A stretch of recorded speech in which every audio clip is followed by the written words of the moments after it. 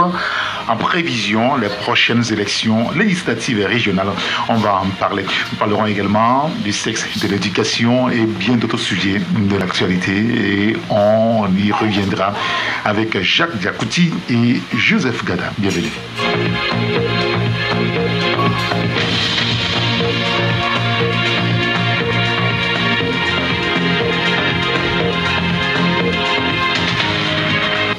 Car de tout cœur, nous tenons à vous informer. Taxi FM. Merci pour votre fidélité légendaire à la radio et à l'émission La Gare routière de l'information. Et pour l'instant, en studio avec nous, Jacques Diakouti. Bonjour Jacques. Bonjour Eric, bonjour aux auditeurs et auditrices de Taxi FM. Vous allez bien? Oui, ça va. Je voudrais profiter de l'occasion pour saluer nos enfants, nos élèves qui sont actuellement en classe. Oui, qui sont le BPC. BPC. Donc, je crois que c'est le second diplôme d'État, non? Oui, après le CPD, c'est le BPC. Voilà, je voulais leur souhaiter beaucoup de courage, beaucoup de chance, parce qu'il faut reconnaître que passer un examen, ce n'est pas du tout aisé. Vous pouvez être premier dans votre classe, mais vous pouvez aller à l'examen et échouer. Donc, mais mon vœu le plus ardent, le plus cher pour les parents et pour les élèves, c'est que nos enfants puissent réussir. Parce que ça, le vœu de chaque parent, le souhait de chaque parent, c'est de voir son enfant effectivement réussir. Donc, je souhaite vraiment plein succès, une bonne réussite, une bonne année scolaire aux parents et surtout au corps enseignant également. Parce qu'il faut féliciter les enseignants. Sans ces enseignants-là, nos enfants ne seront pas aujourd'hui en classe pour pouvoir composer. Donc, félicitations à l'ensemble du corps enseignant. J'ai lu ce matin des résultats de certains établissements pour le bac 1. J'ai vu des 100%, 100% et 98%, 75%. Ça veut dire que le corps enseignant fait un travail assez formidable aussi. Féliciter ces enseignants-là, et surtout les directeurs d'école, de CEG, de lycée, de cours primaires. Et félicitations effectivement à ces enseignants et dire également un grand merci au ministère des enseignements primaires et secondaires, parlant du professeur Kokoroko, parce que, quoi qu'on dise, depuis qu'il est à la tête de ce ministère, il a insufflé effectivement la rigueur, parce que depuis un certain temps, le Togo connaît effectivement une bonne année scolaire. On ne vit plus les grèves de gauche à droite, mais dès que l'année démarre, l'année est finie également. Donc, merci au ministre Kokoroko, merci à l'ensemble du gouvernement pour ces efforts consentis pour l'éducation de nos enfants. Tout à l'heure, on parlera de l'éducation, véritablement. Former un bon enfant, former une bonne élite, c'est pour servir notre nation. Exactement. Donc, merci au gouvernement pour ces efforts. Et je voudrais enchaîner également pour souhaiter mes condoléances les plus attristées à notre confrère Ambroise Pondio, oui, bien sûr. C'est pour ça d'ailleurs qu'il n'est pas en studio avec nous ce matin. Il vient de perdre sa sœur, sa grande sœur, pour ceux qui la connaissent, Claudine. Oui. C'était une femme de cœur, ça il faut le reconnaître. Pour ceux qui elle est membre de H-Crune. Ouais. Moi je l'ai connue avant qu'elle ne soit là-bas, elle était à Abidjan avant. Je la connaissais, c'est une dame vraiment qui a un esprit vraiment ouvert, une dame qui a une capacité d'écoute. Vous savez, vous pouvez appeler Claudine à n'importe quelle heure. Si elle ne décroche pas après, votre numéro vous rappelle toujours. Et puis avec une voix d'humour, elle essaie vraiment, c'est une grande tête pour le Togo. Quand j'étais à la tête du CONAP, c'était une femme qui m'inspirait beaucoup, et qui m'encourageait sur certains sujets. Ce n'était pas facile. Et je me rappelle là où elle m'a beaucoup marqué, très marqué même. C'était, vous vous rappelez, quand on voulait modifier le code de la presse. Dans le temps, là, je faisais des attaques de presque tous les côtés. On m'attaquait de gauche à droite, mais c'est une dame qui m'appelait, qui disait: Jacques, tiens bon, ouais. C'est pas facile de gérer une corporation, surtout les journalistes. Elle sait ce que c'est. Donc, vraiment, elle était une source d'inspiration pour moi. Vous devez passer par votre canal pour souhaiter mes condoléances les plus attristées à la famille. Et ce qui fait mal, vous savez, elle a perdu son mari, ça ne fait pas... Il y a à peine 5 mois. 5 mois environ, oui, c'est début d'année. Oui, ça fait très mal. Et vraiment, les enfants, soyez forts. Le seul qui puisse vous consoler, c'est Dieu. Dieu vous console. Ambroise, également les condoléances les plus attristées. Et également au H-Kroun, à tous les membres du H-Kroun, nous voulons passer par ce micro pour vous souhaiter, la présidente et les autres membres du H-Kroun, les condoléances les plus attristées. Oui, Taxi FM s'associe donc à ce message de condoléances que vous venez d'adresser, donc pour présenter aussi ces condoléances à la famille Ponjo et à notre confrère Ambroise Ponjo et aux enfants de Madame Ahignagnon Ponjo, Claudine, qui vient de nous quitter brutalement. Eh bien que nos pensées donc accompagnent beaucoup plus les enfants. Très bien, très bien. Merci beaucoup. Alors après qu'on aurait dit ça, on va revenir donc à l'actualité pour d'abord parler du conflit russo-ukrainien. Permettez que nous commençons par l'actualité internationale ce matin. Alors la semaine dernière, on a vu certains chefs d'État africains qui ont pris sur eux, n'est-ce pas, ce devoir d'aller parler avec les belligérants de cette crise, d'abord en Ukraine avec le président ukrainien Zelensky, ensuite le week-end à Moscou avec Vladimir Poutine, et beaucoup sur le continent se demandent, alors, nos chefs d'État, est-ce qu'ils sont sérieux véritablement? Qu'est-ce que vous en pensez, vous, Jared Akouti? Non, je crois que, vous savez, Eric, quand on parle d'une porte de discussion, il ne faut pas toujours fermer les portes. Et puis, vous ne savez pas d'où viendra la chance d'une discussion. C'est vrai que les Africains ont trouvé ça un peu ridicule que les chefs d'État africains aillent en Ukraine et en Russie pour prôner la paix. Au moment où le Burkina, ça ne va pas, le Mali, ça ne va pas, le Soudan brûle actuellement, oui. Et que les chefs d'État, quand vous prenez même le Nord Kivu avec en RDC, ça ne va pas, et que les chefs d'État africains aillent en Ukraine et en Russie pour prôner la paix, les gens ont trouvé ça ridicule.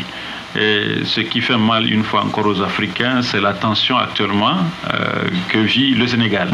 Et que le président Macky Sall fasse également partie de cette délégation.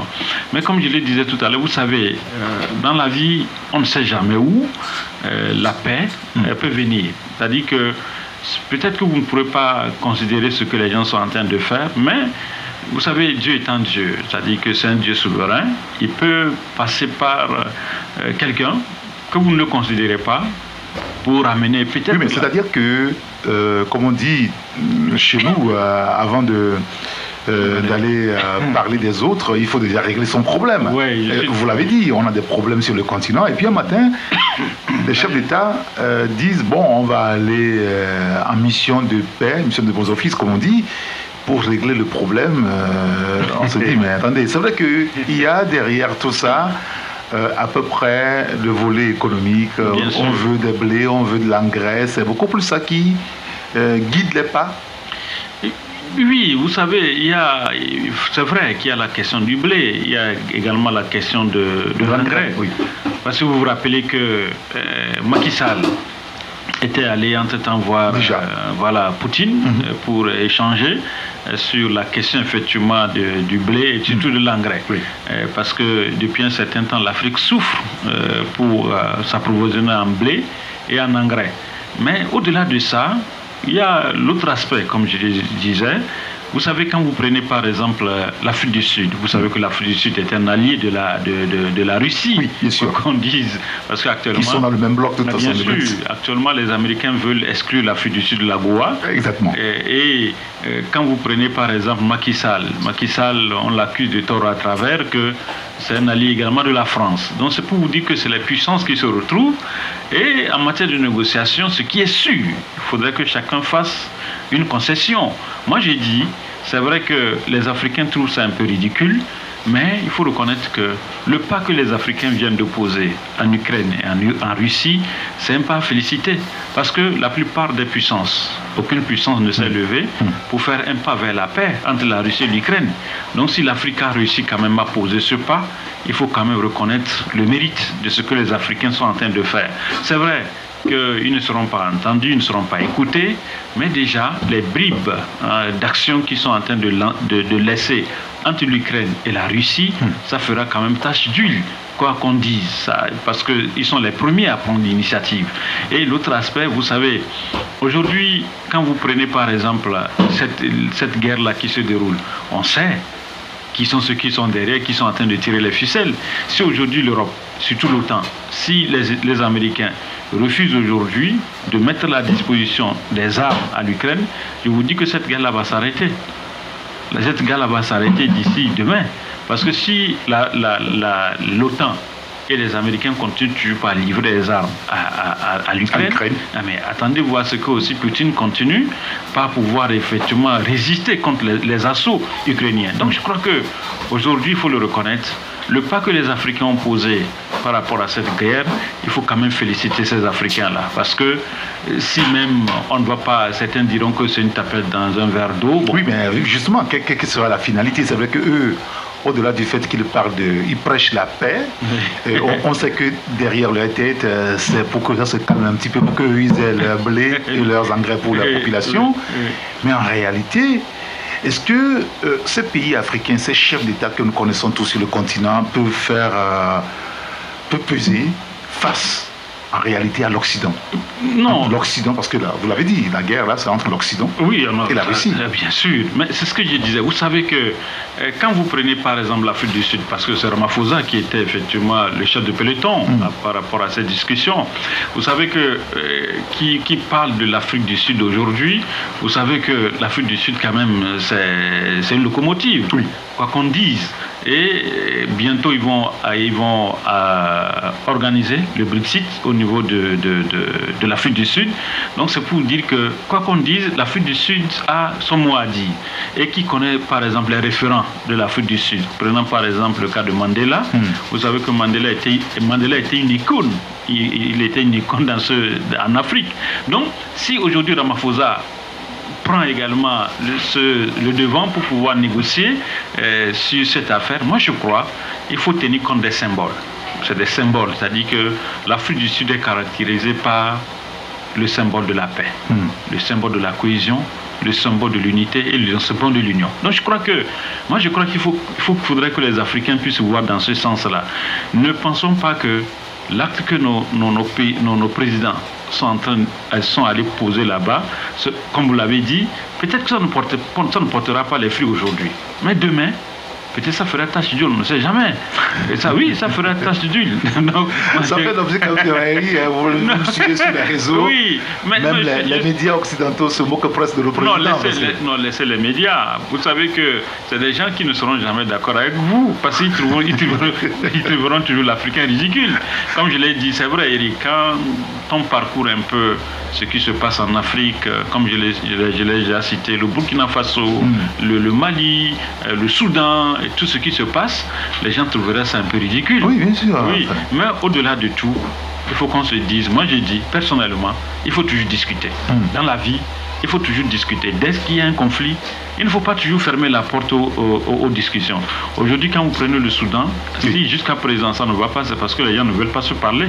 Surtout les deux généraux. Les deux généraux, oui, parce que c'est les deux généraux qui ne veulent pas se parler. L'Oumaou. Le moins ils vont choisir de se parler, vous allez voir que effectivement la guerre va cesser. Donc il faut également que ceux qui sont derrière, en train de tirer les ficelles par rapport à ce genre de conflit, que ceux-ci acceptent, appeler les belligérants à la paix, à la table de discussion. Donc je crois que ne soyons pas trop ridicules, ne ridiculisons pas nos chefs d'État qui ont effectué le déplacement, mais positivement. D'accord. Je vais voir ce qu'en pense Joseph Gada. Bonjour Joseph, merci de nous rejoindre. Alors, merci d'être là. Qu'est-ce que vous pensez de ce sujet-là? Aussi, je ne sais pas, Dieu représente vraiment cette énergie positive de pouvoir encourager nos paysans qui sont allés juste faire une villégiature. Ah oui, c'est du tourisme. Du tourisme juste là-bas. Parce que ce n'est pas la première fois que les présidents africains essaient d'initier ce genre de projet, c'est pour aller discuter avec. Vous savez que par le passé, Macky Sall l'a fait. Oui, au nom de l'Union africaine. Et cette fois-ci, ce sont des initiatives privées que ces présidents ont prises. Déjà, vous savez que le nombre était plus important que ça. Oui, après, c'était un décisionnaire. Après avoir mûri et réfléchi sagement, dit non, mais cette histoire ne peut pas. C'est trop tôt. D'ailleurs, quand vous voyez les courants des puissances qui sont derrière cette guerre aujourd'hui, au même moment où certains, les Africains, décident d'aller mener un dialogue avec les deux adversaires, au même moment, les puissances sont en train de financer également ces deux. Bon, du moins, c'est une partie contre l'autre aussi. Oui. On a dit que c'est avec 200 millions au moment où ils étaient là-bas, c'est 200 millions de dollars que les États-Unis ont annoncé pour appuyer aussi l'Ukraine. Donc, vous voyez que c'est un peu... Bon, c'est un paradoxe qu'on ne peut jamais comprendre. Non, je pense que quand vous écoutez la majorité des Africains, que ce soit au niveau de la diaspora, sur les réseaux sociaux, même tout à l'heure, même si on c'est que bon, on n'était pas du tout d'accord avec ces médias occidentaux, mais vous avez constaté quand ce débat arrive, à 90% de ceux qui interviennent, les gens ne comprennent pas pourquoi aujourd'hui, du moins le but essentiel de cette initiative. Oui. Et moi, je jugerais que ces 4 présidents sont allés juste pour négocier du blé et négocier de l'engrais et ces machins. Et parce que quand ils étaient arrivés en Ukraine, Zelensky a été clair, non. Pour leur pays. Mais Zelensky ne peut pas dire autre chose que ça. Vous croyez que ce sont vous croyez que ce serait une délégation, une mission américaine par exemple, qui est allée voir Zelensky pour échanger et voir dans quelle mesure possible on peut trouver une issue pour cette crise, que Zelensky peut répondre comme ça à cette délégation. C'est une délégation américaine? Non. Donc je pense que c'est là où c'est un peu... C'est-à-dire qu'il faut se prendre au sérieux d'abord avant que les autres ne vous prennent au sérieux. Nous n'avons aucune puissance. Nous n'avons aucune force aujourd'hui pour pouvoir s'opposer entre les deux protagonistes aujourd'hui.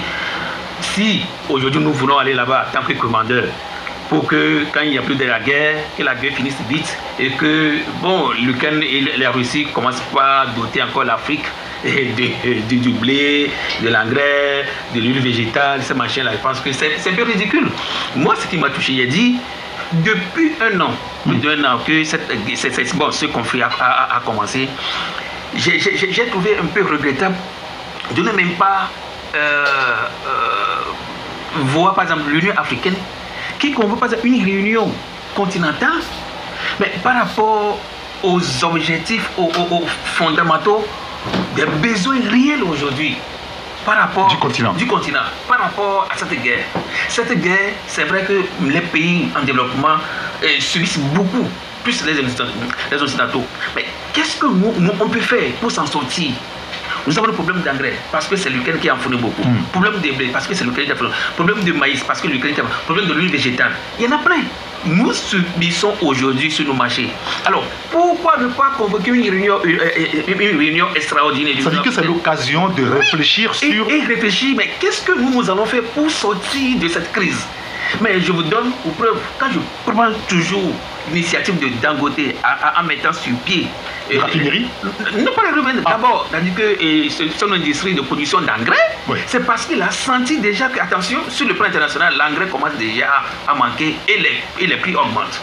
Et nous subissons. Il a commencé par réfléchir. Il a mis sur pied juste une industrie de production de l'engrais, d'une production de au moins de 3 millions de tonnes par an, qui peut même alimenter l'Afrique de l'Ouest et alimenter même l'Afrique et même certains pays occidentaux.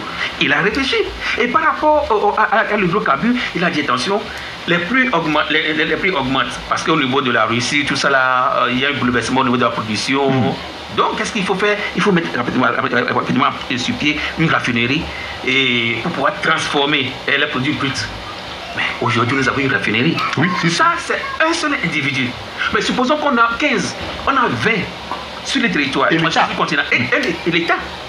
Donc je pense que voilà, c'est ce les pas que nous devons poser pour que les Occidentaux aient peur de nous. Attention, l'Afrique est en train de décoller. Parce que je dis souvent, le malheur d'un pays doit faire aussi le bonheur de certains pays aussi. Nous aujourd'hui, c'est l'opportunité pour nous de sortir de ces carcans de problèmes que nous avons. Alors là-dessus, on peut s'interroger sur nos intellectuels.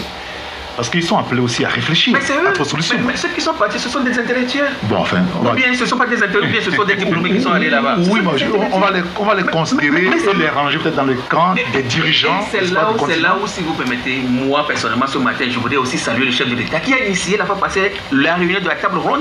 Et parce qu'il a dit, attention, mais on ne peut pas commencer par dépasser 2 milliards pour importer de l'engrais. L'année passée, j'ai dit, l'année passée, 17 milliards que le Togo a dépensé pour l'engrais. Déjà, c'est parti à 800 millions déjà. Hein, ils ont commencé. Déjà 800 millions cette année déjà. Donc si on peut réfléchir au niveau de l'espace des CAO, de la CDAO, l'espace de l'UEMOA, si on peut au moins à partir des pays qui disposent aujourd'hui des phosphates, pourquoi ne pas mettre des industries locales de fabrication d'engrais? Voilà ce qu'il faut faire pour pouvoir réfléchir. Je poserai la question. Perdre de l'argent et acheter des kérosènes, aller à la villégiature, prendre des bougies, aller au niveau des tabous. Ça, c'est du théâtre, du cinéma. C'est-à-dire qu'on ne peut pas réfléchir. Alors, il y a un auditeur qui nous dit ce voyage de ces chefs d'État africains n'est qu'une balade des gens heureux et qui ne donnera aucun résultat. Ils sont allés dépenser l'argent du contribuable public pour rien. Un peu comme si l'auditeur était dans votre pensée. Alors, il y a un autre qui nous dit nos dirigeants font la honte du continent. Les Soudanais sont en difficulté. Au lieu de les aider, ils vont là pour faire quoi? Mais Joseph disait, on sait que le monde évolue par crise. Quand il y a crise, on réfléchit. C'est vrai, il y a crise entre la Russie et l'Ukraine. On sait que c'est les gros fournisseurs mondiaux, l'engrais, du blé, beaucoup d'autres produits. Est-ce que ce n'est pas l'occasion rêvée pour réfléchir sur nos conditions, pour dire, allez, stop à l'exportation, réfléchissons pour remplacer, changer notre alimentation, voir comment est-ce qu'on peut se nourrir autrement. Jacques. Oui, ce serait une bonne chose si nous avons par exemple les dirigeants qui sont capables de réfléchir. Mais attention là, ils doivent réfléchir, ce sont les dirigeants quand même. Le problème c'est quoi aujourd'hui? Mais il faut qu'on se dise la vérité. Vous avez parlé tout à l'heure des crises. Les crises c'est quoi? Les crises c'est les défis. Oui, bien sûr. Les défis, il faut les relever. Mais la preuve, depuis un certain temps, ce que subit le Burkina Faso, ce que subit le Mali, aujourd'hui on parle du Soudan. Eric, dites-moi, qu'est-ce que les chefs d'État africains ont fait? Ils sont seuls, ces pays. Mais bien sûr. Qu'est-ce qu'ils ont fait pour aider ces pays-là à sortir des difficultés auxquelles ils font face? Personne. Vous avez vu les déplacés internes dans ces pays? Oui, aujourd'hui c'est la journée mondiale des réfugiés. Voilà. Est-ce que vous avez vu depuis un certain temps, Eric, depuis que les conflits ont commencé, vous avez vu par exemple la CEDEAO, l'Union africaine se mobiliser pour envoyer ne serait-ce que les denrées alimentaires dans ces pays pour soutenir les réfugiés, à part le PAM qui le fait? C'est ça le problème, Eric. Si on veut vraiment se développer, ça doit commencer par là. Il faut aider d'abord les pays qui sont en souffrance. Parce que vous ne pouvez pas vous retrouver par exemple dans un colloque pour dire, bon, parlons du développement, tant que les autres là sont en train de souffrir. Vous comprenez?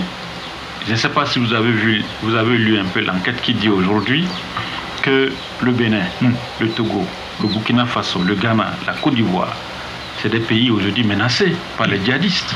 Oui. Aucun pays aujourd'hui... Le risque est élevé. Bien sûr, n'est épargné. Vous voyez? Mais qu'est-ce qu'on fait? Qu'est-ce qu'on fait depuis un certain temps? On ne fait rien. Joseph a parlé tout à l'heure de cette conférence.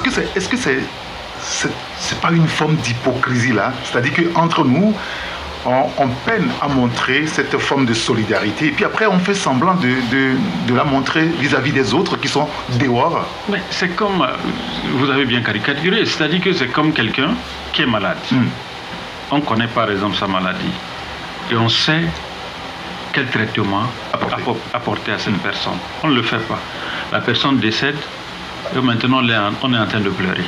C'est. Alors qu'on savait qu'on pouvait par exemple guérir la personne. Parce qu'on nous a déjà dit son diagnostic, on sait de quoi il souffre. Vous ne l'aidez pas, après la personne meurt, on l'est là maintenant, on pleure. à chaud de larmes, que non, on regrette tel qui est parti. Mais ça ne peut pas se passer comme ça. Aujourd'hui, les pays souffrent. Chaque jour, on ne fait que tuer. Prenez le cas du Soudan. Ces deux généraux-là qui sont en train de se battre. Mais aucun Africain ne peut se lever pour dire, écoutez, CEDEAO ou bien Union africaine envoie une force tampon pour stopper ne serait-ce que les morts. Parce que là-bas, on sait, hein, au Soudan, qu'il y a une partie qui est soutenue par les États-Unis et l'autre par la Russie. C'est ce que j'ai dit. Le problème, c'est ça. Vous voyez? Donc, quand vous dites aujourd'hui que il faut que nos intellectuels, comme Joseph le disait, se retrouvent, je vous dis, il y aura également des gens qui vont tirer les ficelles. Non, ils feront tout pour qu'on...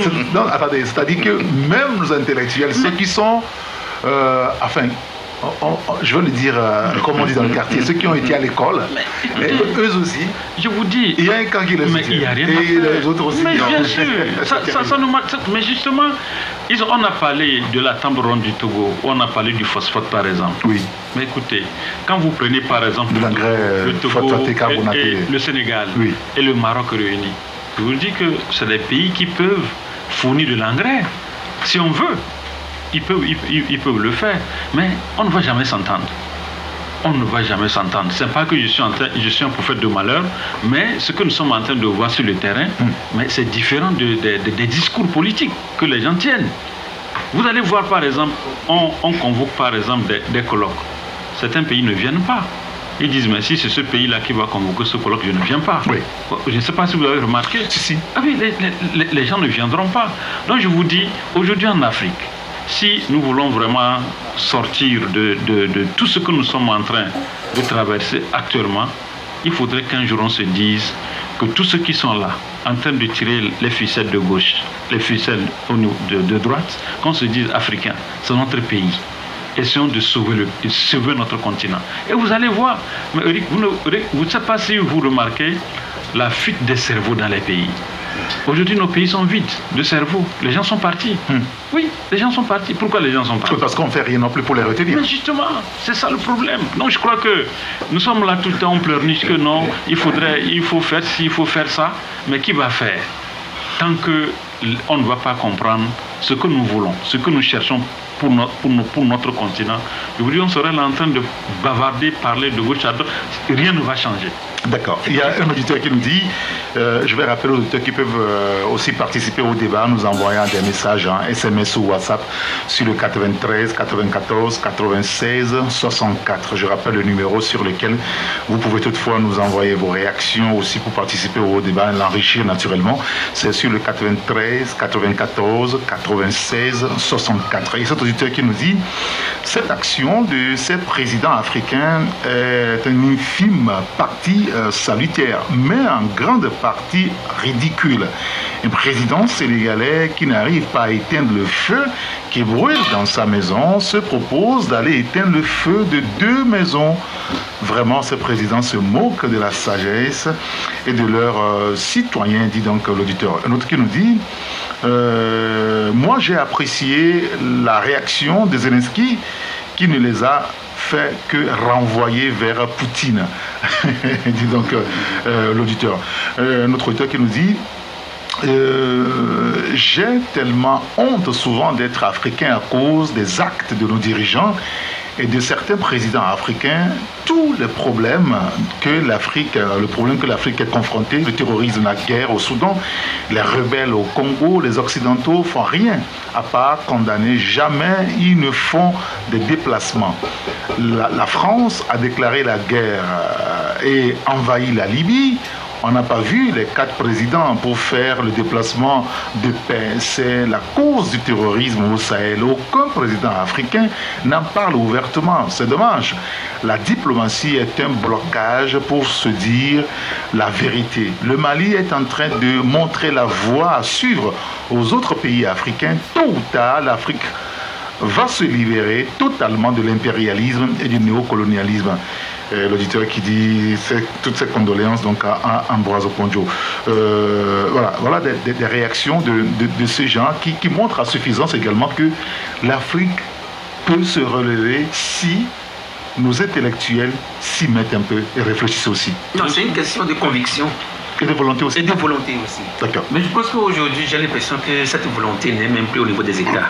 Parce que j'ai l'impression que beaucoup d'États ne sont plus préoccupés par ce qui se passe au niveau de la population.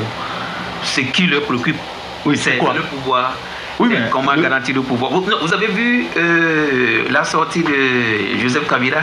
Oui, si. C'est-à-dire que quand vous êtes africain et que vous écoutez des choses comme ça, c'est-à-dire que ça fait mal. Vous dites que, c'est-à-dire que les gens croient que sans eux, l'Afrique ne peut pas vivre. Il n'est pas encore sorti de la politique. L'Afrique ne peut pas vivre. Je me demande, avec tout ce que lui a fait, est-ce que ce qu'il est en train de faire jusqu'à présent, quelle est la différence pour qu'il revienne encore? Non, en fait, moi, l'Afrique n'est même pas malade de ses enfants, mais l'Afrique est plutôt malade de ses intellectuels. Ceux qui se disent qu'ils sont des intellectuels, je dis qu'ils n'apportent pas. C'est lui le problème en réalité. Pas créer, c'est le problème. Vous savez, lorsque la crise ukrainienne a commencé, vous ne pouvez pas imaginer combien de fois la Commission de l'Union africaine, la Commission de l'Union européenne plutôt, a organisé des réunions sur des réunions, des réunions sur des réunions, juste pour trouver les mesures nécessaires pour pouvoir sortir de cette crise. Même la crise de l'hydrocarbure, de l'énergie, tout ça là, qu'est-ce qu'il faut faire? C'est en cela que j'ai dit, est-ce que ceux-là sont plus intelligents que nous? Non, puisque les nôtres, la même, ont déjà fréquenté plus l'université. Les écoles, oui. Aujourd'hui, ce sont les enfants aussi qui abondent plus aussi dans ces universités. Alors, qu'est-ce que les intellectuels occidentaux ont plus de particulier que nous? Non. Donc, bon, c'est pourquoi j'ai dit, est-ce qu'aujourd'hui, faut-il... Bon, en fait, le problème, c'est qu'on ne peut même pas passer... On ne peut pas passer outre l'État. Les individus ne peuvent même pas passer outre l'État pour quand même initier des projets. Mais je pense que c'est une question de volonté politique. Quand, je reviens toujours sur Dangote. Quand Dangote l'a fait, c'est parce que l'État nigérien a accepté l'accompagner. Vous voyez déjà. Donc, on a besoin aujourd'hui, je reviens toujours de ces champions, ces champions continentaux aujourd'hui. Il faut qu'on y arrive. Parce qu'aujourd'hui, quoi qu'on dise, quand vous voyez le rapport, j'ai le rapport de la Banque mondiale sur l'économie mondiale dans les 5 années à venir, mais c'est triste pour les pays africains en développement. Non, les pays en développement. Oui. C'est-à-dire que si nous ne savons pas, nous allons subir les incidents de cette crise, et pire encore, des crises qui arrivent encore. Oui. Des crises qui sont déjà préméditées. Et qui arrivent bientôt. Des crises sanitaires reviendront encore. Bien sûr. Des crises économiques reviendront encore. C'est-à-dire que nous-mêmes, Africains, qu'est-ce que nous faisons? Anticipation, non. Déjà, cette année, il y a une diminution, une chute de croissance économique. Partout. Partout. Et quand la Banque mondiale fait sortir des résultats comme ça, on indexe toujours les pays sous-développés. Parce que nous constituons des charges pour la Banque mondiale. Donc, je pense qu'il faut commencer par réfléchir sur la situation. Qu'est-ce que nous allons faire? Et pourtant, nous avons toutes les ressources minières et agricoles. Nous avons tout. Nous avons une population aussi jeune. Très jeune. Il faut réfléchir. Il n'y a pas autre chose aujourd'hui à faire que de pouvoir réfléchir. La solidarité, il faut appeler à cette solidarité. Aujourd'hui, ce que nous oublions, nous sommes en train de passer d'une époque de crise à l'urgence. Tout est urgent aujourd'hui. Et surtout en pays, quand vous prenez l'éducation, il y a problème. Oui, on est dans l'urgence. Quand vous prenez l'agriculture, il y a problème. Quand vous prenez l'économie, ça n'en parle même pas. Quand vous prenez l'alphabétisation, partout il y a des problèmes. Alors, c'est l'urgence. Pire encore, nous sommes encore confrontés à ce problème de terrorisme qui commence déjà à faire déplacer des gens. Aujourd'hui, c'est la journée internationale des réfugiés. Et quand vous voyez dans certains pays, ce matin, j'écoutais au niveau du Soudan, déjà 2 millions ce sont de déplacements. Oui. Et n'en parlons pas au niveau du Burkina Faso, le Mali, au Niger, même au Togo, il y a déplacés au nord du pays.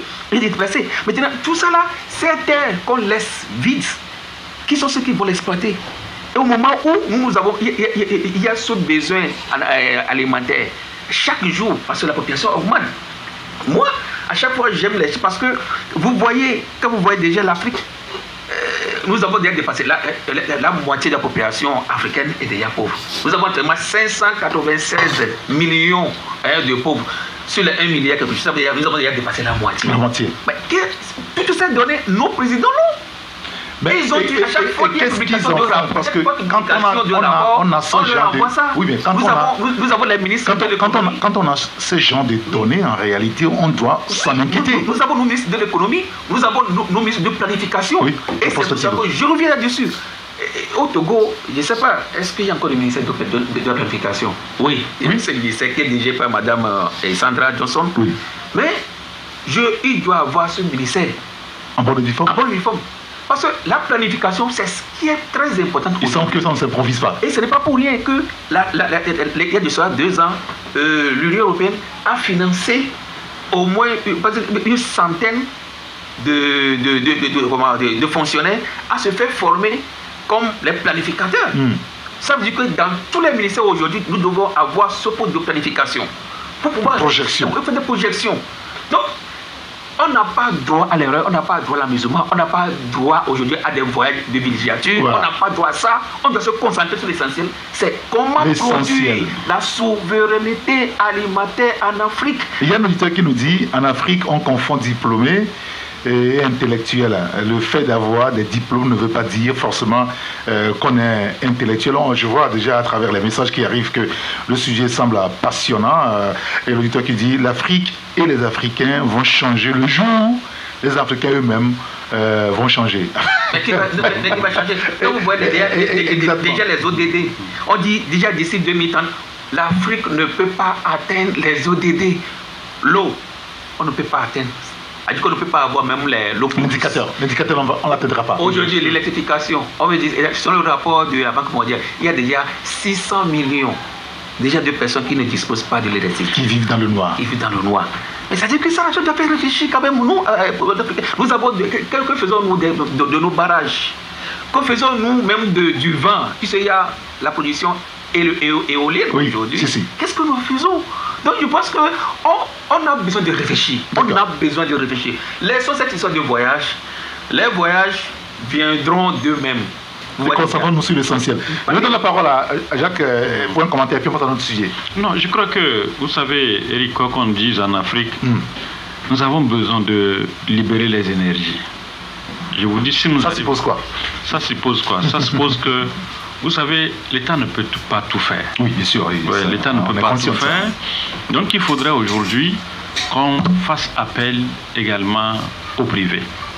C'est-à-dire aujourd'hui, nous avons des compatriotes. Quand vous prenez par exemple le Togo, qui ont les moyens, les gens ont les moyens, bon, hormis peut-être ceux qui ont glané, volé, mais il y en a qui ont des moyens, qui peuvent investir dans ce pays. Il y en a. Et à un moment donné, moi je crois, je fais même appel au chef de l'État. Au lieu de ramasser ces gens-là qui ont détourné et de les mettre par exemple en prison, il faudrait qu'ils les... Vous parlez du Togo? Oui, je parle du Togo. J'arrive. On a ramassé personne? Non, j'ai dit au lieu. Je n'ai pas dit qu'on a ramassé quelqu'un. Si par exemple on soupçonne que quelqu'un a détourné l'argent, parce qu'on sait qu'il y a des gens qui sont assis sur des trésors dans ce pays, mais qui ont peur d'investir.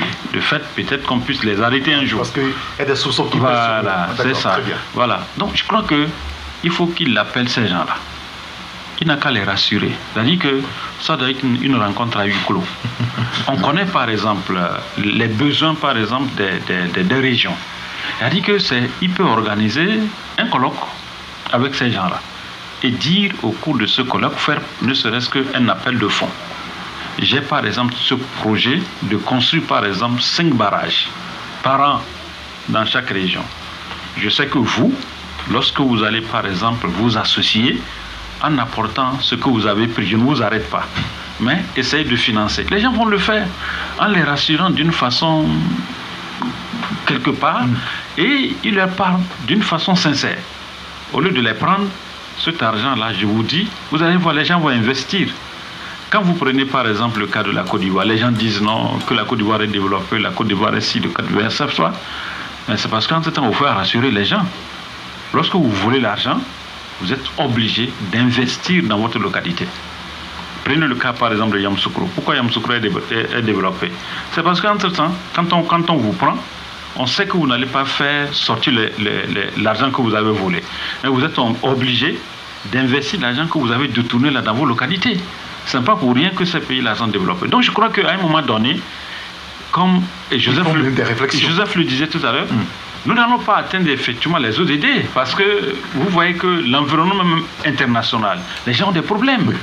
Presque tous les pays du monde aujourd'hui ont des problèmes. Donc les énergies que nous avons, les énergies locales que nous avons là, essayons de les exploiter.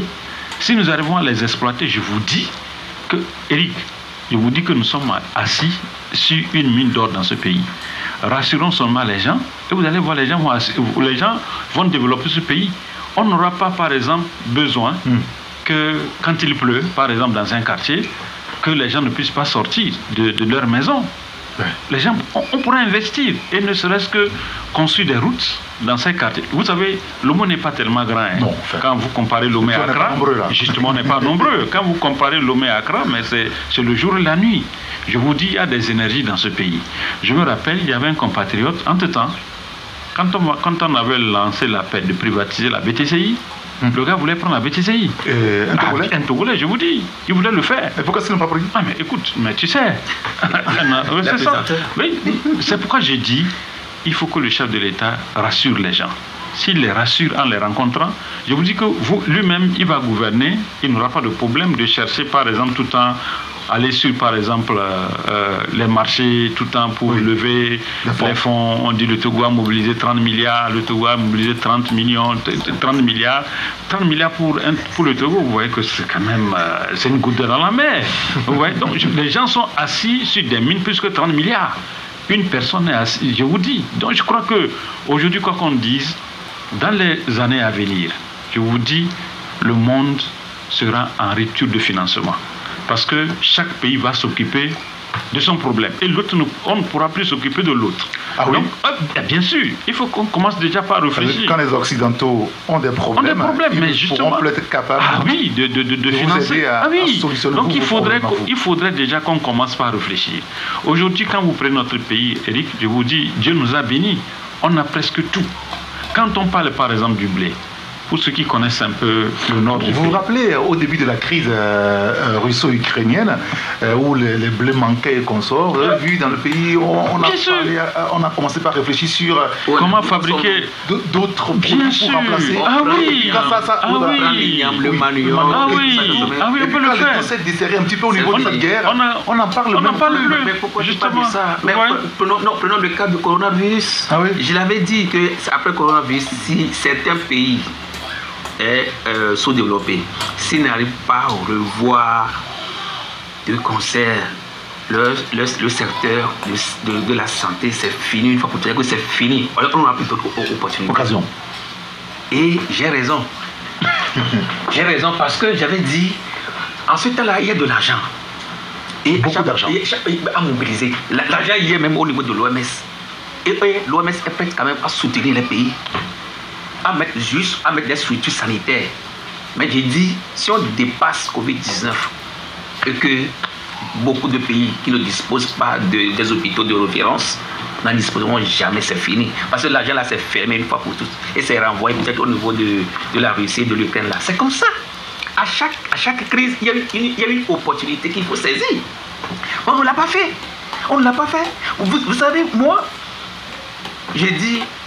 C'est-à-dire qu'on pouvait aussi saisir de l'opportunité de la crise russo-ukrainienne, par exemple, pour développer une filière pour vous voyez, par exemple, nos producteurs. Oui, quand vous voyez, par exemple, Covid ne nous a pas trop affectés.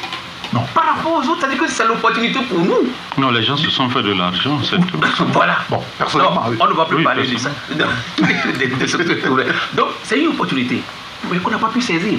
Je l'ai dit, et je le répète, je dis, moi, le jour même où je serai devant le chef de l'État, je vais lui dire, Excellence, Monsieur le Président Rick, le plus beau cadeau que vous pouvez faire au Togo, un jour avant de partir, c'est de leur essayer d'offrir un hôpital de référence où chacun puisse se retrouver dedans. Tu as Docteur Lafia. Docteur Lafia, c'est un centre privé, non? Ce n'est pas public. C'est un centre privé. C'est privé. Mais c'est au Togo ou bien? Mais ce n'est pas public. Bon, c'est une initiative de la CNCS ou bien de l'État. Ce n'est pas de l'État. Non, moi je crois que ce que peut-être Gadab, il faut souhaiter ça pour toutes les régions. Voilà. Quelqu'un qui a Dapon, par exemple, Eric, qu'on transporte pour l'amener à Lomé pour un scanner. Vous voyez que ça, dans vous avez vu le cas du dialyse? Vous avez vu le cas du dialyse? Oui, le dialyse. On dit chaque jour, il y a plus de 500 patients qui sont là.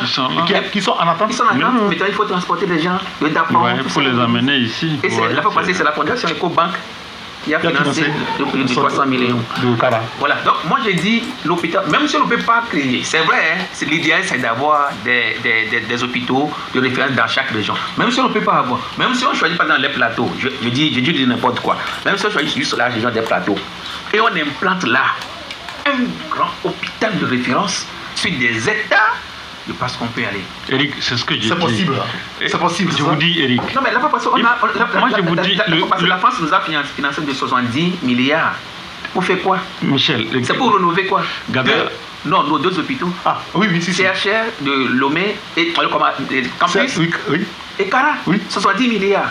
Alors que quand vous prenez par exemple les initiatives privées, les gens avec 3 milliards, 4 milliards, ils ont des cliniques. Oui, bien sûr. Donc ça veut dire qu'ils sont à 10 milliards. Vraiment. Oui, de référence. Non, ils sont à 10 milliards. Oui, Eric, c'est ce que je vous dis. C'est-à-dire, je vous dis, moi, je vous parle en tant qu'un homme averti. Je sais que ce pays regorge beaucoup de potentialités. Je vous dis, si aujourd'hui on rassure les gens, ce que vous dites par rapport sur les hôpitaux de référence dans notre pays, ça va se faire. Je vous dis, ça va se faire. Si on rassure les gens d'investir aujourd'hui, sans crainte, les gens vont le faire.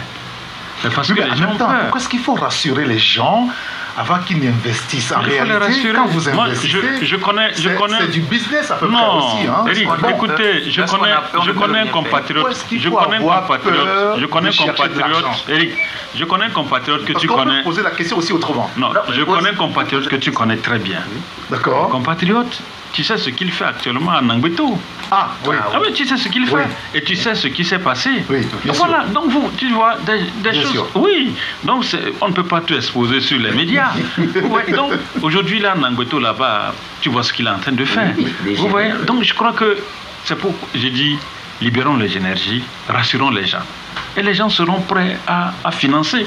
Dans chaque région, je vous dis, nous aurons un hôpital de référence. Dans chaque région, je vous dis, nous aurons un barrage qui puisse aider les populations, même en saison sèche, de pouvoir cultiver, après avoir les céréales. Parce que en 21e siècle, on ne peut plus attendre la pluie. La pluie, justement, avant de cultiver. Vous voyez, donc, je crois que, et vous savez, et quand on parle de l'arrosage, par exemple, et des fois, lorsqu'il y a des fruits, des moments où il y a beaucoup d'abondance, vous savez, il faut des usines de transformation. Bien sûr. Oui, si vous avez des usines de transformation, je vous dis, au Togo, il n'y aura pas de pénurie quand on va nous parler du maïs, quand on va nous parler du mil, quand on va nous parler, par exemple, peut-être de l'igname et autres. S'il y a des usines de transformation, je vous dis, au Togo, nous n'aurons aucun problème.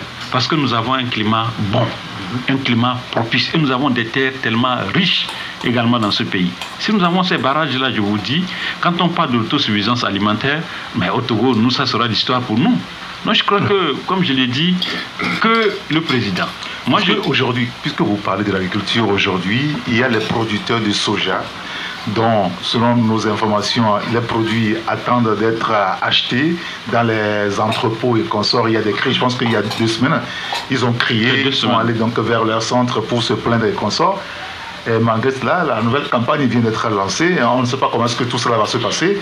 Et il faut quand même aussi aider les agriculteurs, les producteurs. Je suis d'accord avec vous. Il faut les aider quand même. Ça, c'est vrai, parce que quand vous parlez de la filière soja, mais c'est quand même un peu dommage ce qui se passe au niveau de cette filière. Parce que le gouvernement a pris la décision que aucun produit soja ne va plus sortir du territoire sans passer par Pierre. Oui.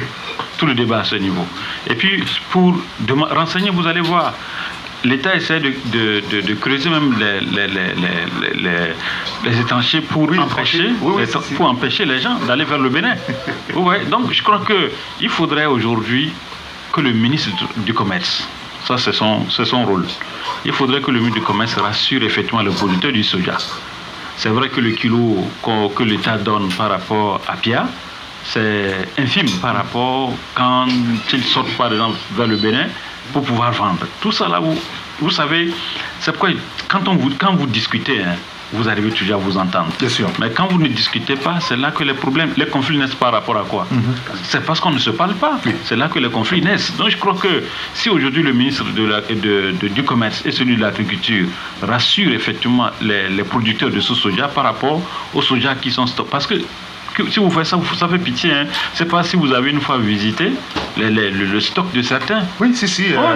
On nous a rapporté des choses des gens qui ont passé toute une année. Je vous dis, c'est horrible. C'est terrible. Aujourd'hui, les produits attendent d'être rachetés. Ce serait vraiment de sévère parce que... Bon, moi, j'aime pas trop le soja. À un certain moment, nous avons reconnu que quand on a introduit la filière soja, dans l'agriculture togolaise, et ça fait reculer même la production céréalière, du maïs, de l'haricot. Tout le monde va vers là. Donc tout le monde se tourne vers le soja.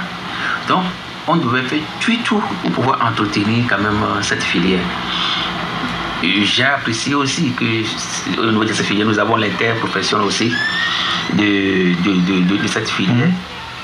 C'est-à-dire qu'il y a des incompréhensions. Vous savez, l'État, ou bien les acteurs eux-mêmes se sont décidés à fixer le prix du kilo. L'État ne peut que accepter ce que les producteurs même décident. Mais aujourd'hui, le problème, c'est qu'au niveau du Bénin, le prix a chuté. Complètement. Et ici, ils sont qui préfèrent ça. Ils préfèrent ici. Vous voyez déjà. Et donc on laisse. Pour les Togolais. Donc voilà tout le problème. Il faut régler ça. Et normalement, ça là, il faut. C'est pourquoi il n'y a pas de planification.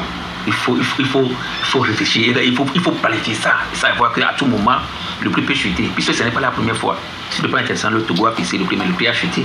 Donc, rapidement, il faut appeler ces acteurs et discuter avec eux. Qu'est-ce qu'il faut faire? Est-ce qu'il faut les subventionner petitement? Et afin qu'ils puissent quand même exporter la qualité du soja. Exactement. Voilà, donc en fait, c'est un problème vraiment. En fait, nous sommes en train de faire des recoupements pour voir où se trouve. Parce que même au niveau de PIA, il y a un petit souci là-bas aussi. Même ceux qui ont des clients à l'extérieur ne peuvent même plus exporter. Ouais, donc c'est interdit.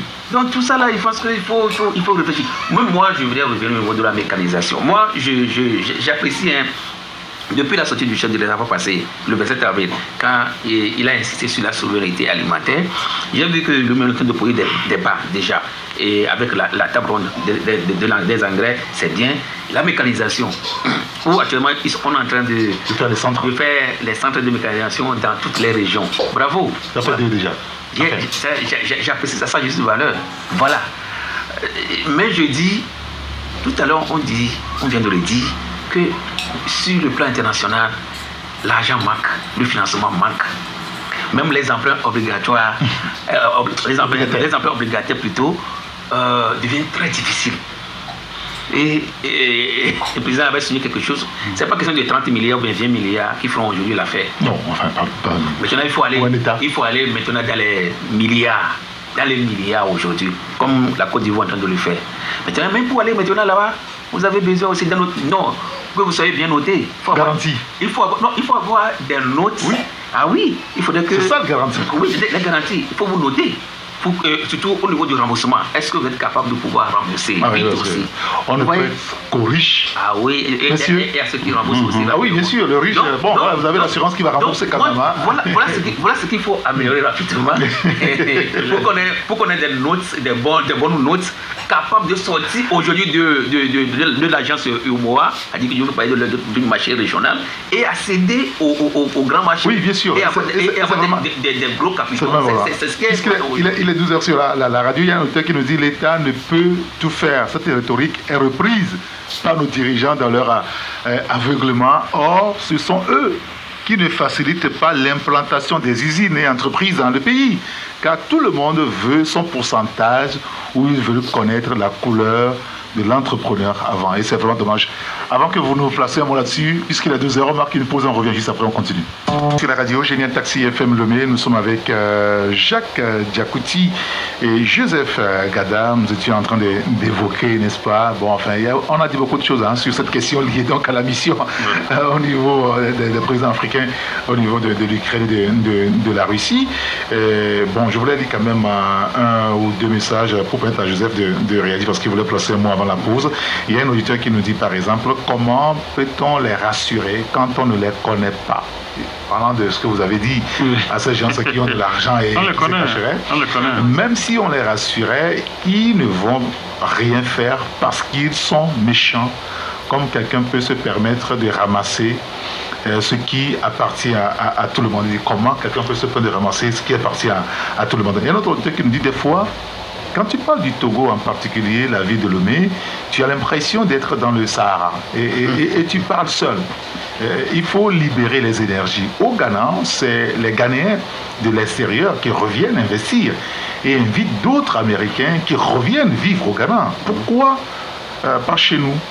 Pourquoi chez nous c'est compliqué, dit donc l'auditeur.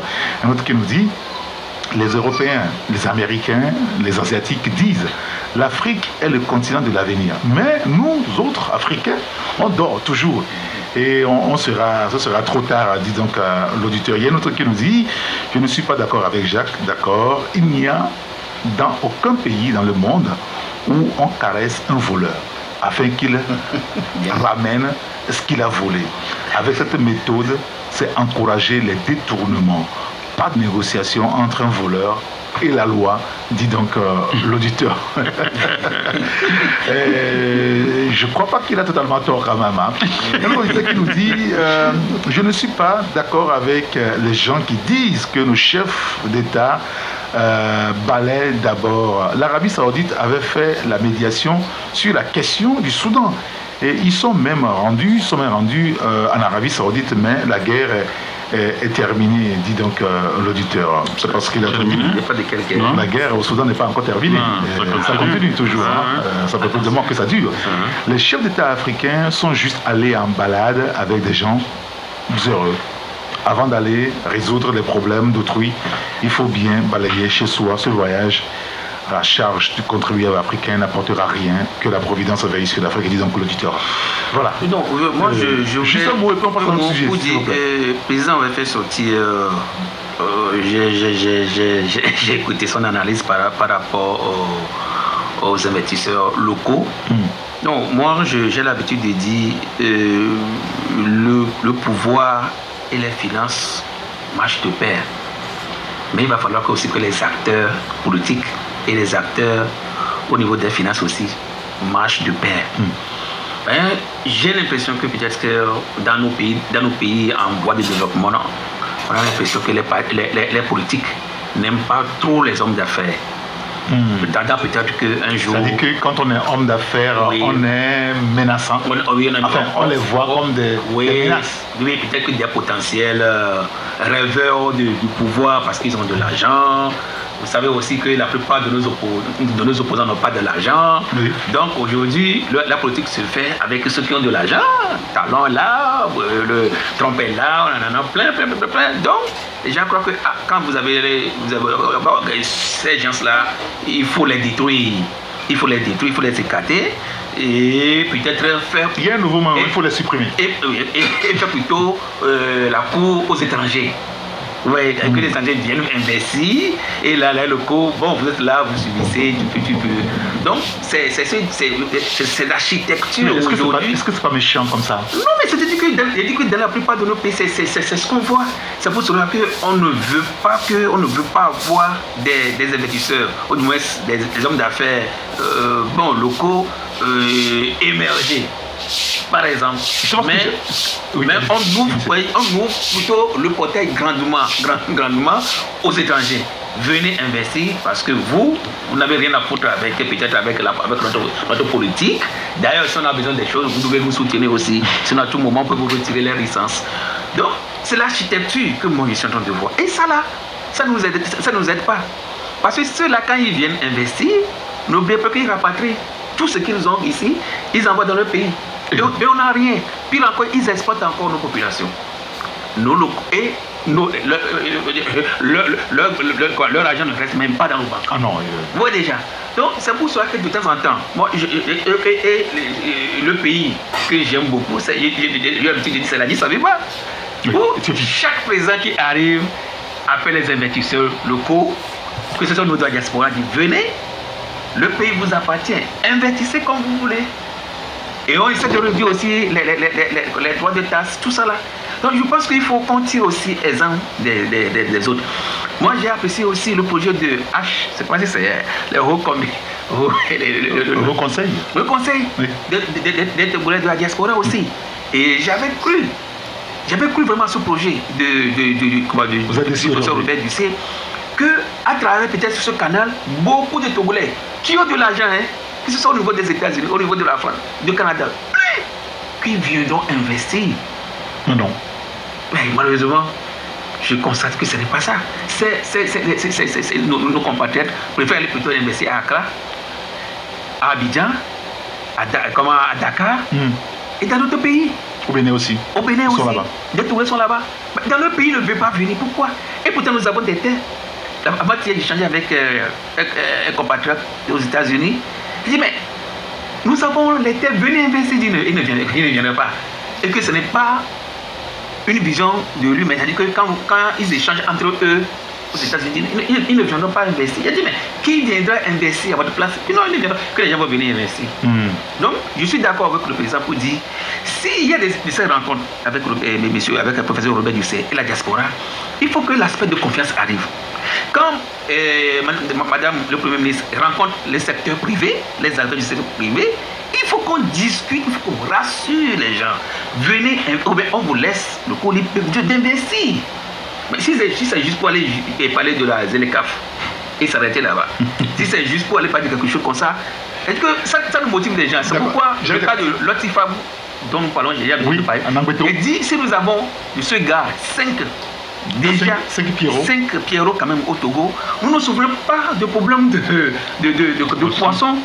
Le Togo sera même pays exportateur même du poisson. Il faut qu'on est là. Il y a l'élevage qui est là. Il y a la production qui est là.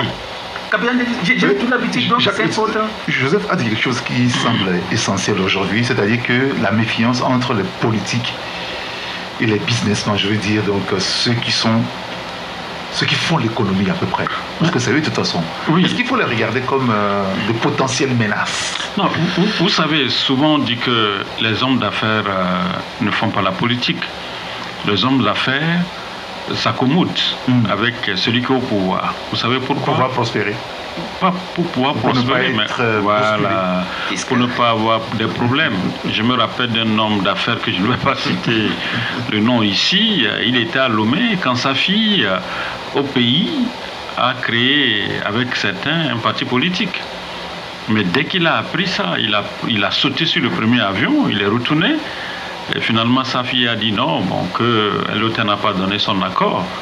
Finalement, en conférence de presse, les gens ont brandi effectivement sa signature en tant que membre. Bon, c'était une parenthèse. C'est pour vous dire que, vous savez, ce n'est pas du tout facile en Afrique d'être un homme d'affaires et faire également de la politique. Si vous voulez prospérer en Afrique, faites attention. C'est dans les autres pays que vous allez voir les magnats rester derrière des candidats pour pouvoir financer. Mais en Afrique, quand tu le fais, mais tu es le premier, on te saute. Ouais, donc c'est pourquoi je dis, si on ne rassure pas les gens pour investir, on ne pourra pas. Si vous rassurez les gens, je vous dis que les gens vont investir, Eric. Les gens vont investir. Laissez de temps en temps ce que nous voyons dans le pays où on dit, bon, telle a fait un don pour cet hôpital, cette lit, 4 mantelas. Et bon, on est fiers de filmer. On est fiers, on est content de filmer cela et qu'on monte ça sur les chaînes ou bien que les réseaux relaient ça. Oui, c'est quand même ridicule. on pouvait faire plus que ça, quoi, Eric. Vous avez le cas de Moïse Katumbi, hein? En RDC, ce multimilliardaire jeune qui investit, qui est dans le social, mais le jour où il a créé son parti politique, la misère a commencé. C'est fini. Et moi, je connais aussi quelqu'un ici, un Togolais qui est en Suède, qui vient ici de temps en temps. manager même le ministère du Commerce. Il travaille, il investit au Togo. Il emmène même des Suédois qui viennent faire des projets d'investissement. Le jour où il a eu la malchance de créer son parti. Il a créé un parti. Son parti politique. Oui. Il a demandé l'audience à la madame le ministre, on ne l'a plus reçu. Il devient un adversaire politique. Mais il est passé par tous les moyens pour convaincre. Ce temps-là, c'est madame Léguézine qui était là. Il est passé par tous les moyens pour dire je ne suis pas votre adversaire. Mais c'est fini. Il n'a plus été reçu. Jusqu'à présent, jusqu'à ce que madame Léguézine quitte même le ministère. Bon, donc, en fait, c'est ce que je dis. D'accord. Donc, il faut revoir parce qu'aujourd'hui, l'économie. Tout à l'heure, on l'a dit, il n'y a plus d'argent sur le plan international. Non. On ne peut que trouver de l'argent qu'en mobilisant nos propres fonds. Voilà ce que l'OTF fait aujourd'hui. Monsieur, on coince tout le monde merci beaucoup. Pour qu'on puisse payer les taxes. Oui, je voulais vous écouter sur un autre sujet rapidement, avant peut-être donner la parole aux auditeurs. C'est sur la question du sexe en milieu scolaire. C'est vrai qu'on est en fin d'année. Les examens continuent puisque déjà ce matin c'est le BEPC. Il y a une affaire, on en a parlé ici hier avec les confrères, je voudrais aussi avoir votre opinion là-dessus puisque c'était la semaine dernière, ce sujet a inondé les réseaux sociaux avec l'exclusion d'un enseignant qui aurait non seulement eu des relations sexuelles avec une élève mineure, mais là, enceinté, et la directrice régionale de l'éducation a demandé à ce qu'il ne soit plus, n'est-ce pas, autorisé à enseigner dans aucune école de sa région. Bon, on sait comment ça se passe, hein, les autres régions aussi vont l'exclure forcément.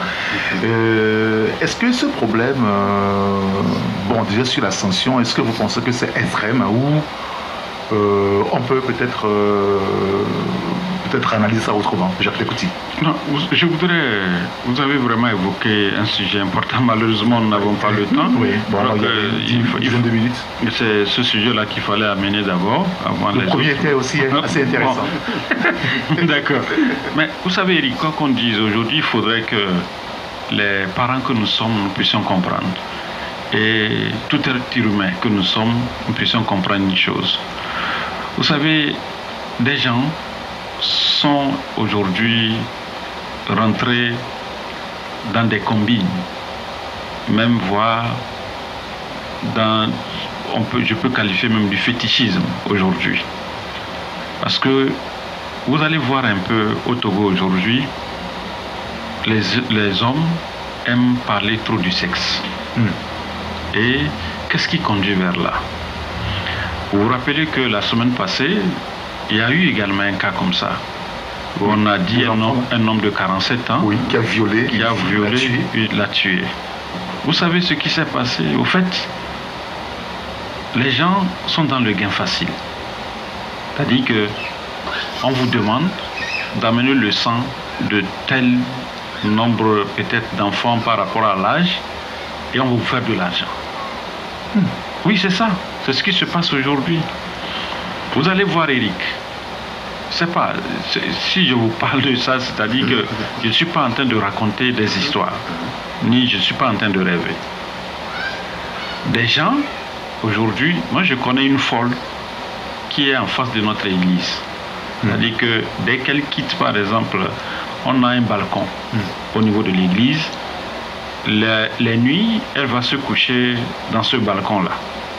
Dès qu'elle quitte la rue, c'est-à-dire qu'après avoir commandé le matin, la nuit, elle vient se coucher dans le balcon. Et finalement, on a remarqué, et c'est elle-même qui l'a dit, c'est pas nous qui avons remarqué parce qu'elle a eu le courage de le dire. Elle dit que c'est comme ça. Chaque fois, les hommes viennent garer leur véhicule pour venir coucher avec elle. Sans blague. Bien sûr, ça je vous l'ai dit. Attendez, on est au Togo. Mais comment? Je te dis, je ne suis pas en train de raconter une histoire. Je dis, je ne suis pas en train de rêver sur la radio avant de parler. Ça, c'est une folle, je vous dis. Elle a eu le courage de lui dire. Et finalement, on lui a dit, à l'allure où vont les choses, il faudrait qu'on puisse d'abord t'accompagner d'une façon spirituelle. Parce que c'est une église. Il faut compris pour toi. On va t'accompagner spirituellement et voir comment, après, on peut te soigner. Mais, à notre grande surprise, elle a quitté. Elle a quitté. Et un jour par hasard, dans la circulation, je l'ai vu, Eric. Tenez-vous bien. Il faut que tu t'assoies bien dans ton fauteuil là. J'ai vu que la folle là, finalement, elle est enceinte. Elle portait une grossesse. Oui, elle portait une grossesse en se promenant. Oui, je vous dis. Elle portait une grossesse. Elle se promenait dans la ville de Lomé. Et vous savez, le Togo, ce qu'il est.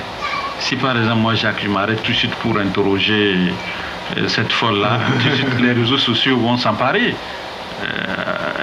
J'ai eu peur de m'arrêter parce que si je m'arrête, les gens vont me prendre en photo. Ils vont penser que, bon, peut-être que je suis l'auteur et ça va créer des ennuis. Mais c'est pour vous dire, aujourd'hui, les gens sont dans le gain facile. Les gens pensent qu'en faisant ça, parce qu'elle a dit que les gens viennent dire, bon, si je fais ça, on m'a dit que j'aurai l'argent, je veux venir t'aider dans ta souffrance. C'est ça. Vous prenez par exemple le cas de cet enfant. Mais sûrement que le monsieur est allé auprès d'un fétiche. On lui a dit, si tu couches avec cet enfant, tu amènes son sang. On va te donner, on va te faire de l'argent. Donc il faudrait que les gens sortent de l'illusion. Elle a dit, pour avoir de l'argent, il faut travailler. Oui, c'est ce qu'on sait. Oui, ça, il faut travailler. Dès que tu travailles, tu auras ton argent. C'est écrit dans la Bible. Voilà. Je crois aussi. Vous avez évoqué le cas de cet élève et de cet enseignant et de cet élève. Vous savez, Eric, je ne vois pas un parent au monde qui puisse mettre son enfant, qui ne veut pas, par exemple, l'avenir de son enfant. Je ne vois pas. Chaque parent veut que son enfant réussisse.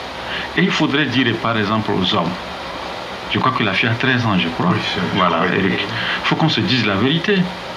Si toi, homme, tu penses que ton patron te dérange au point où tu ne peux pas le maîtriser, mais il faut chercher autre chose. Il ne faut pas aller vers un enfant de 13 ans. Et puis l'autre aspect, ce que les gens voient. Aujourd'hui, vous allez voir une fille, un enfant, qui a par exemple peut-être 10 ans. Vous voyez sa forme, vous allez croire que voilà, c'est à 25 ans. Donc, il faut faire très attention. Il faut faire très attention. Il ne faut pas que nous soyons des obsédés sexuels. Ça, il faut bannir ça. Du moment où vous êtes un homme... La sanction n'est pas excessive. Non, moi, ce que je voulais dire, vous savez, la sanction, parce que j'ai appris qu'il ne va plus enseigner. Oui, si, voilà, il a été exclu. Vous savez, c'est parce que, sûrement, vous connaissez la loi. Oui, bien sûr. Vous vous rappelez de la loi. Ah oui, même avant ça, vous vous rappelez de la loi de 10 mars. Oui, si. Moi, j'ai connu des collègues qui étaient des enseignants qui ont été exclus à vie. Ils ont été exclus à vie. Donc, je crois que, au fait, c'est pour poser des bases, pour inviter les hommes à revenir à la raison. Mais l'autre aspect, c'est que, en faisant ça aussi, les gens vont le faire d'une façon clandestine. Et ça, c'est encore plus nuisible. Vous avez vu l'audio qui a circulé également d'une fille et qui disait que non, que l'auteur n'a pas peur de Kokoroko, que si le ministre Kokoroko pense que c'est comme ça, donc Kokoroko n'a qu'à venir la marier. Donc il faudrait, moi je le dis toujours, Eric, la conscience. La conscience et puis la première éducation, c'est le papa et la maman. C'est vous. C'est vous qui devez vous éduquer vos enfants. L'école, actuellement, ils sont à l'école. Vous comprenez? On ne sait pas ce qui se passe. Mais lorsqu'ils reviennent à la maison, ce qui nous concerne, nous en tant que parents, c'est à nous de faire le suivi. Et je l'ai toujours dit pour m'arrêter, Eric, prenez le temps de faire l'exercice, faire cet exercice avec vos enfants. Vous serez surpris. Vous serez très surpris en tant que parent et maman. Lorsque l'enfant revient, prenez le temps de s'asseoir avec l'enfant. Posez-lui des questions, comment la journée a été. L'enfant va vous dire, c'est comme ça un parent a su, c'est dans les causeries, que l'enfant a dit à son papa que c'est comme ça un jour, elle était allée aux toilettes, un homme l'a suivi et qui est venu commencer par téter ses seins. Vous comprenez? Et c'était un enseignant. Et le papa, ne voulant pas que le problème la fasse bruit et qu'on puisse chasser l'enseignant, a tout fait pour entrer en contact avec l'enseignant. Vous comprenez? Il a tout fait, le papa a tout fait pour entrer en contact avec l'enseignant. Et aujourd'hui, je vous dis, cet enseignant-là, c'est lui-même qui est devenu maintenant le père éducateur des enfants sur ce sujet. D'accord. Oui, Joseph. sur le sujet. Le président, il a tout dit quand il racontait, c'est comme si je voyais un film à la télé, quoi. Non, je pense que le cœur a ses raisons, dans la raison il y a pas. Mais je pense que lorsqu'on est éducateur, il faut d'abord faut être responsable. Lorsque votre cœur commence pas à battre beaucoup, il faut aller voir un cardiologue. C'est pas un cardiologue pour dire qu'est-ce que vous pouvez faire parce que mon cœur bat trop. Donc c'est là où intervient la question de responsabilité parce qu'on se connaît toi-même. Oui, bien sûr. Et je pense que le Togo est ferme sur cette position lorsque vous êtes enseignant, que vous enseignez une élève, que la loi est ferme. Donc là, je ne suis pas contre qu'on applique la sanction. Moi, je dis même la sanction, mais moins. Parce que quand on vous renvoie, quand vous êtes radié même, il faut qu'on vous envoie aussi à la prison pour que ça serve quand même d'exemple aussi aux autres personnes. Parce que vous ne pouvez pas investir. Je dis, nous sommes des parents, investir dans le cœur de votre enfant à 13 ans. On l'enseigne. C'est-à-dire que ça fait mal. C'est réduit. D'ailleurs, ça c'est une mineure, ça. 13 ans, faites l'accouchement jusqu'à ce que vous couchez avec la fille. Parce que c'est vraiment dommage. Moi, j'ai eu une élève de 4 ans qui m'a dit, le premier jour de la rentrée, son professeur l'a envoyé au tableau. Le jour-là, elle a eu la malchance de ne pas bien trouver la réponse. Et elle a sorti, le professeur l'a approché. Est-ce que vous avez un numéro où je peux vous joindre pour vous aider quand même au cours de l'année à bien maîtriser la mathématique? Bon, c'est parti. Nerveusement, parce qu'elle a remis le numéro et c'est là où ça a commencé. C'est là seulement, au jour le jour, jusqu'à ce que la fille est obligée d'aller voir son prêtre pour lui dire, mon père, c'est comme ça que le problème se pose. Et c'est le prêtre, finalement, qui a appelé l'enseignant pour lui dire, attention, voilà. Et ça a cessé. Donc, je pense que si c'est avec déjà une personne déjà âgée qui réfléchit, parce que avec son âge, elle a su rapidement qu'elle peut... Mais elle n'avait pas eu le courage d'aller dire ça à ses parents, mais à un prêtre qui a quand même essayé de lui trouver une solution. Donc je pense que voilà ce qu'il faut faire. Et c'est là où je dis, le problème de recrutement, je vais encore insister là-dessus aujourd'hui, il faut un travail psychologique pour pouvoir recruter les gens. Vous ne pouvez pas aujourd'hui ouvrir la liste et prendre n'importe qui à aller enseigner. Parce qu'on a besoin d'enseignants.